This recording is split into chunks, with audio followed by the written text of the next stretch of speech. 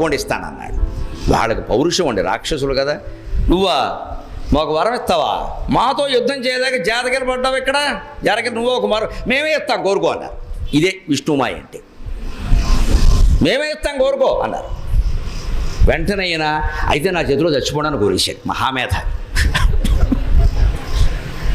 పల్లెటూళ్ళలో సర్పంచ్ ఎన్నికలు జరిగినప్పుడు చూడండి, ప్రత్యక్ష ఎన్నిక కాకుండా పరోక్ష ఎన్నిక జరిగితే 13 మంది వార్డు మెంబర్లు ఉన్నారనుకోండి, అటు 6 ఒక పార్టీ వాళ్ళు ఎవరో ఒక వర్గం వాళ్ళు ఎవరో ఆ 7 నెగ్గారు అనుకోండి, 7 ఎనమండుగురు, అందులో ఎవరు సర్పంచ్ అవ్వాలనే మాట వస్తుంది.